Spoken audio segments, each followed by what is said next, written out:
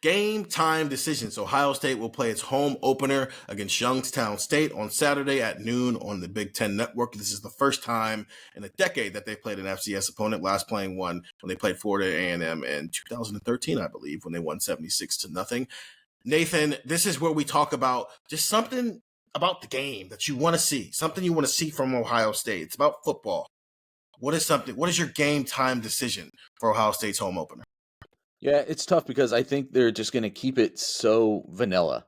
I would expect it to be very vanilla on defense. I don't think Jim Knowles is going to dial up a lot of stuff, and I don't think they're going to like blow open the playbook on offense.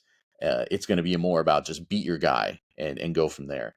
So, I mean, to me, it's about how early do you make some decisions about how much are you getting some other guys into this game, and so it's maybe it's still the primary one is Devin Brown. So I guess maybe I'll just focus on Devin Brown.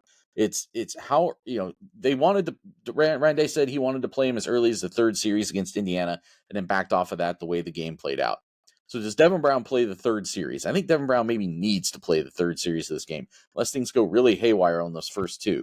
Like get some early points on the board and then let this guy actually come out and run this offense under kind of a normal guys.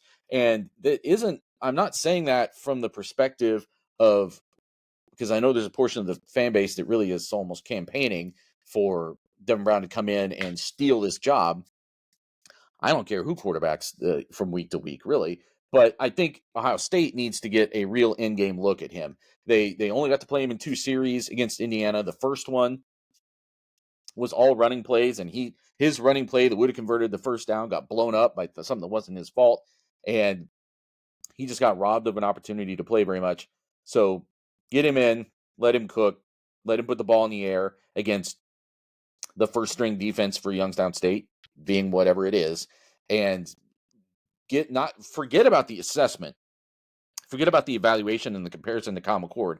Find out more what you have in Devin Brown when he gets out in game time and leads an offense in something that matters. So I'm going to go next.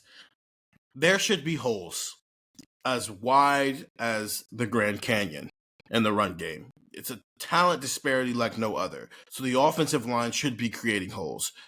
I want to see which running backs hit them because it was hard last week at times to tell if were guys not hitting.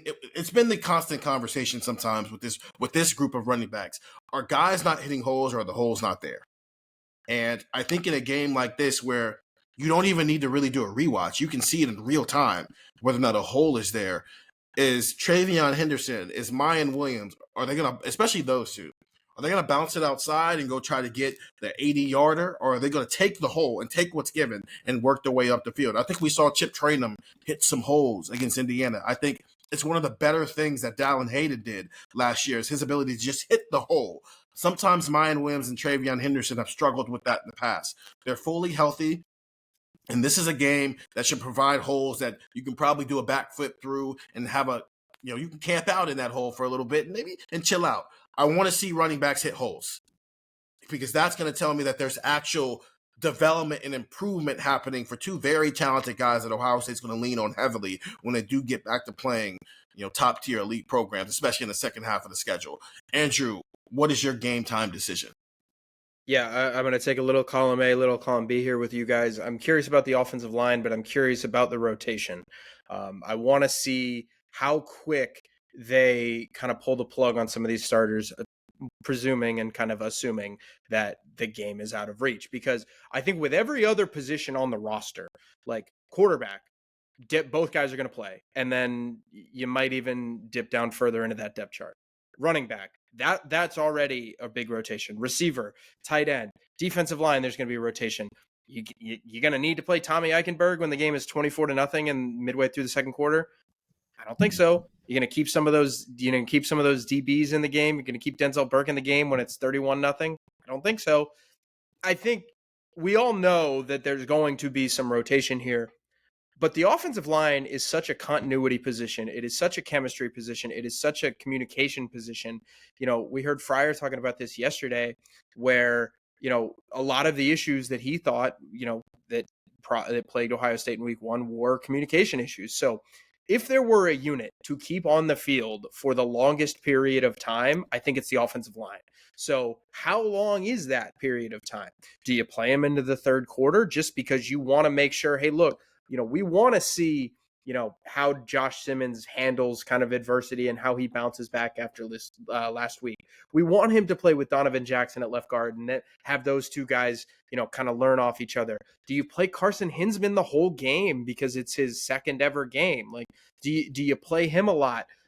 I understand you have Josh Fry at right tackle, but like, do you want Luke Montgomery in the game, or do you value continuity in the starting lineup? Like, there's a lot of questions to be had about the offensive line, and just in terms of, how they can handle the chemistry issues that they had in week 1 and how they can handle everything.